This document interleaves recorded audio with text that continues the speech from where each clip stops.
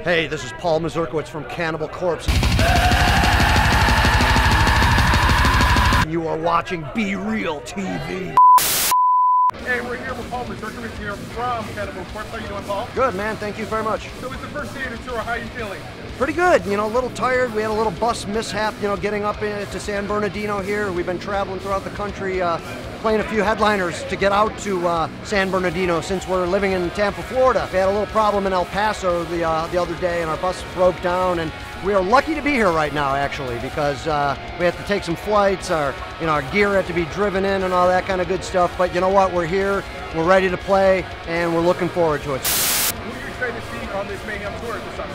Well, it's cool to be playing with bands like, Suicide Silence, and, just having bands like, some classics like Korn up on the main stage. We're pretty good friends with Trivium and all that, so I think it's just going to be a good mix of bands. Cool to have Body Count on and all that, so, just looking forward to a good mix of some heavy music, Avenged Sevenfold I think will be pretty cool just for, the fact that they're so huge, going to be bringing in thousands of people on their own, I guess, so it's an exciting tour for us. Speaking of Korn and Suicide Silence, those two bands in particular are actually big fans of yours. How do you feel with that? I mean, considering that from death metal fans that usually are not appreciative of bands like Korn, well, how do you feel when you see a singer like Jonathan Davis wearing your shirt on stage? Oh, it's amazing, man. I mean, it just, it's very flattering, of course, for us. I mean, it really means, a lot to us, that somebody of his status and, the band that he's in would be able to support. It's crazy that we've been around for 25 years. I think we're the elder band on this whole tour for longevity in that way. So you think, okay, some of these bands are probably going to know who we are, and a band like Korn that, Jonathan really loves us. I mean, I'm sure there's maybe some other musicians, and I've heard some things, Body Count, same thing, Ice is into us and them guys, and so it is kind of surreal in a way, because, here we are, the death metal band, and, we're playing with some huge bands, and the fact that they have a liking to Cannibal Corpse or, even maybe influenced in some way by us, that's remarkable. It's an awesome feeling. So you have a new album called Skeletal Domain. It's coming out in September. Can you tell us the process of the album and just what the fans expect from it? Well, yeah, we got a new album, a Skeletal Domain, coming out in September. We're talking music and we're talking Cannibal Corpse. It is Cannibal Corpse. It's just the next chapter, the way I like to look at it. I do think it's more of a continuation of what we've been doing from, with Torture. And I mean, I think there's some really, really great songs. We tried to just, keep on refining our songwriting, try to get better as musicians, playing better on our instruments and all that kind of stuff. Having Mark Lewis at the helm this time around, that was a new thing where we recorded in Sanford, Florida. Eric Rutan did our previous 3, so doing it with Mark was a different thing. We actually spent a good 3 months recording, which is, unheard of for us. Normally we're a lot quicker than that, but we wanted to do it right. We wanted to make it sound as best as we could, and I think we did. And I really think the Cannibal fans will be very happy with this release. We can't wait for them to hear the full record, because that's just really the tip of the iceberg. After your Mayhem tour, are there any of the future plans afterwards that you plan on doing? Yeah, we have, this is basically the start of the cycle. So when the album comes out, of course, we are going to have a lot of touring to be done. So we'll be doing Japan, Australia in September, and then we're going over to Europe for a big 2-month tour, hitting a bunch of, shows in Russia and all throughout Europe. And, that's kind of the only thing we got set in stone. I know we'll be doing our own headliner or our co-headliner in the States, probably end of January, February, but that's all being worked out as we go. What's your current take on the music scene, like of the metal scene? Like, what's your views on it, or just in music in general? How do you feel? What's going on? Is it progressing? Is it downgrading? Just like in any realm, I mean. Well, music's always going to be here, I think, obviously. It's just always going to be changing in, in certain ways. I mean, certain kinds of music are always going to be here. There's still, you look at it, well, there's still rap music, there's still country music, there's pop music, there's metal. I mean, I think in metal, though, is where you're finding your biggest change.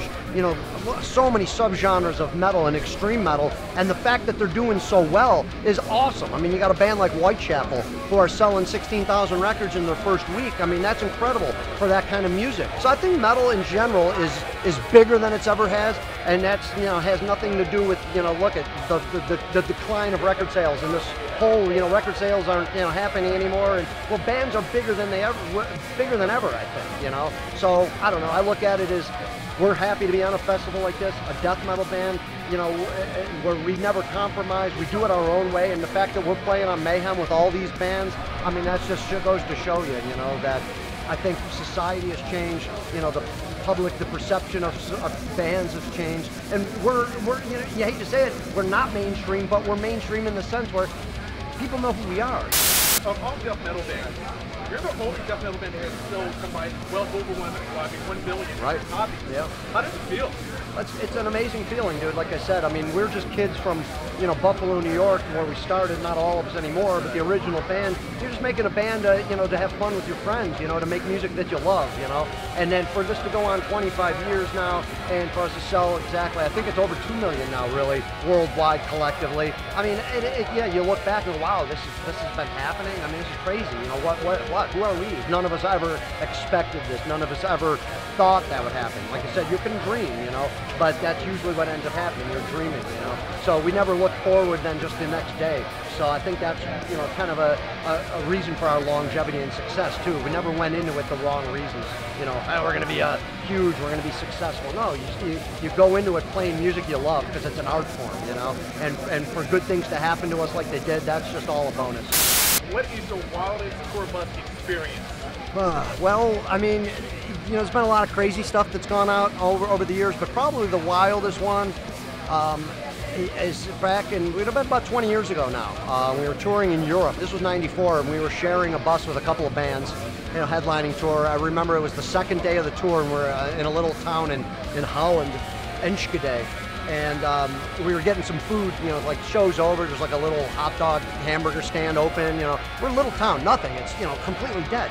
But who's left? The bands, you know, we're packing up.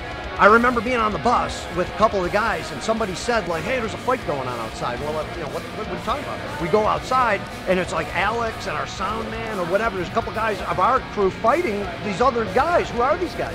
Just so happened it was kind of like 5 or 6 kind of, I don't know, hoodlums walking through the town. They were at some other bar, you know, and they just started messing with us, you know, like, and they messed with the wrong people because I think they didn't realize there was an entourage of like 30 of us, you know, and there was 6 of us. They probably started a fight with a couple of them. Anyways, I'm not a fighter, you know, and this was not even a fight going on, kind of like it was fight with a couple people, but I'm not, you know, why am I going to get involved? I'm not that guy. So I'm sitting back like, whoa, what's going on here? And the next thing I know it, I turn my head and I look over and there's some guy lunging at me, and I go like this, and I get hit, and I'm like, oh, I look down, I'm bleeding. I feel pain and I see blood. I'm thinking I'm dead. I got stabbed. I'm gonna fall down. So after about 30 seconds, okay, I'm gonna live, I guess. Come to find out though, a guy keyed me. Like he probably had keys in his fist, and he went and got me. So I have a puncture wound right there. That puncture wound was a key going into my side and making a hole here. And this was the second day of the tour, so I'm in shock at this point now because I'm bleeding and I'm in pain. They take me back to the venue. Anyways, ambulance has to come to take me to the emergency room because, you know, this could be something you never know, right? So I go to the emergency room, you know, they go, oh, superficial wound, you don't even need a stitch or anything like that. But dude, it was the second show of the tour. I mean, I really thought, you know, I mean, like I said, that first thought of, I got stabbed with a knife. And if I would have got stabbed with a knife, I don't think I would. I mean, who knows? Maybe I wouldn't have made it, you know? So there you go. Make a long story short, again, you know, we were able to go on, nothing happened. And didn't have to cancel shows, tour went on, you know, was in a little bit of pain, was able to play, but that was scary. And that was probably the most crazy thing that ever happened to me. I guess it was around the bus, so, you know, it was a tour story.